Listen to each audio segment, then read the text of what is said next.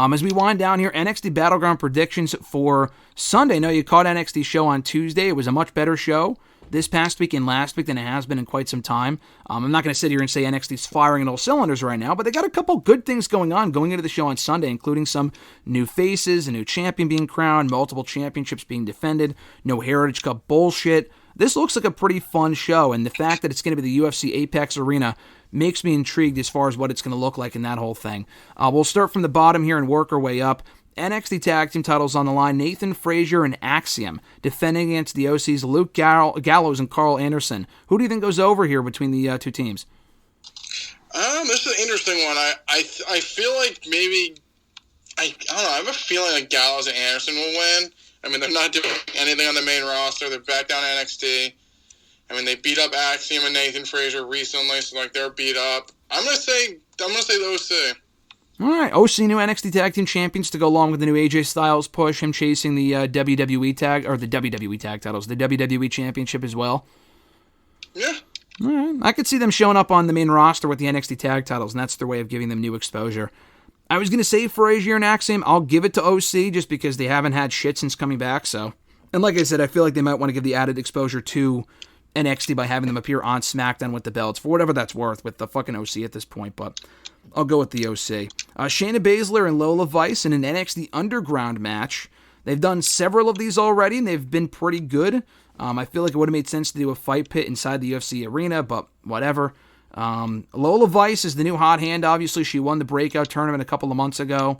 Shayna Baszler coming back, trying to reestablish her dominance. She means nothing at this point, but being back in NXT is cool for Baszler, I guess. It should be a good match. Who do you think goes over? I think you just go all in Vice at this point. Like you said, she is the hot hand. Baszler at this point is pretty damaged goods. I would just keep the throttle down and keep it all on Vice. And they've actually recovered quite nicely with Vice because she won the Breakout tournament. She lost her title shot at whatever show that was back in February. Vengeance Day, I think it was. And then I was kind of worried, like, what do you do with her now? But they recovered nicely in the whole Natalya feud, and now with Shayna. She beat Natalya in that match, and she probably beat Shayna here too, and she should. So we'll see where she goes from here. Maybe she chases the NXT Women's North American Championship, whoever wins there. So let's talk about that. A ladder match to crown the inaugural NXT Women's North American Champion. 6 women. I guess they could throw in a 7th one if they want. At the last minute, someone from TNA, I guess, if they wanted to. But so far, it's Sol Ruca, Lash Legend, Fallon Henley, Jada Parker, Michin, and Kalani Jordan. A lot of good names in this thing that could feasibly walk out as the new champion. Who do you think walks out as the inaugural NXT Women's North American Champion of those names? This kid always throws it to me first. Oh, yeah, absolutely. This was very hard. I was hoping you were going to answer first, but then you did the whole reverse thing, and like you're going to answer, and then you just pitched it to me. Yeah, that's what I do. This is a tough one. I think it's going to be one of the baby faces, I believe. I think it'll be either Sol Ruca, Jordan, or Henley. I have a gut feeling it's going to be Henley. I don't know. I have a feeling in my belly it's going to be her. Mm-hmm. I like Ruca, but I think she still probably needs more time. I mean, she's not overly developed. And I love Kalani Jordan as well, and I feel like she'd be a great first champion. But, I mean, Henley's probably the most established out of all of them. I'm going with her. I think it's, regardless, to be one of the baby faces, but I'm going to go with Henley. I think Henley is a great pick. That's who I was thinking, too. I didn't give it away because I wanted to see what you wanted to say or were going to say. But no, I agree. I think Henley would be a great first pick. She's the most established of the 6, aside from Michin, obviously. I don't think Michin needs the belt. Jada Parker's been impressive. Lash Legend is Lash Legend at this point. She's improved, but I don't think she should win the belt. Sol Ruca is also coming along really nicely. She won the match for her team on Tuesday, which kind of is an indicator she's not winning on the pay-per-view on Sunday. But I feel like she'd be a good pick. Kalani Jordan I like as well. Fallon Henley, there's a lot of different directions you can go in. She was feuding with Thea Hale. She's been feuding with Kalani Jordan. The ready-made feuds right there for the championship. I know you already have a heel champion in Roxanne Perez, but whatever. I would give it to Fallon Henley as well. But I could see them giving it to like a Ruca or a Jordan to have that feel-good moment for the first champion. NXT North American Championship triple threat match. Joe Coffey's returning in this match against Wesley and the current champion Obafemi. We just got a triple threat for the belt at the last show, Stand and Deliver, with Josh Briggs and Dijak, which was great. This could be equally entertaining. They did a triple threat for the championship at last year's Battleground when we were there, also including Wesley. That was Wesley, Joe Gacy, and Tyler Bate, and that was a great match. This should be good as well. Who do you see going out or walking out the NXT North American champion between Femi, Lee, and Coffey? I just can't catch a break over it, people. You can't? No, of course not. I feel like this is another hard one. I feel like Femi's been good as champion. I mean, Gallus is all over the show, and I feel like they could probably... I feel like Coffey could probably use the belt the most just because, I mean, they're trying to reestablish them. If they just keep losing, they're just a bunch of losers that no one cares about. Wesley, I feel like, could just be in it just for the pin. I'm going to say Coffey. I'm going to go on a limb and say Coffey wins here. He pins Wesley. Like I said, I feel like Gallus is all over the show and going to take them seriously. They need to win something. So I'm going to go Coffey wins here. I'm going to go Obafemi. I think Obafemi retains. I think Gallus is probably main roster bound in the near future, and this is just a quick return run to throw people off that they're going to be main roster bound soon. I think he might be just in the match to take the pin. I think they're building to Femi and Lee one-on-one at some point, which is why Coffey's in there. I'm going to say Femi retains, but if Coffey wins, he's never really won anything ever. I know Gallus were the tag team champions at one point. He was not. But, yeah, you can give him the belt. I would be fine with that. Lee, I don't think he needs the belt. He's probably main roster bound at some point, too. I'm going to go with Femi. NXT Women's Championship. TNA Knockouts World Champion Jordynne Grace coming on in to face Roxanne Perez. Should be a great match. Obviously, the first match is part of this WWE NXT TNA working relationship, and hopefully there's more matches to come between the two promotions, in both promotions. I think Roxanne Perez is the obvious pick. They could swerve people by having Jordynne Grace win. Now, they could have Roxanne Perez show up in TNA and beat her for the belt back soon, to a whole switcheroo. I would actually be more excited by that.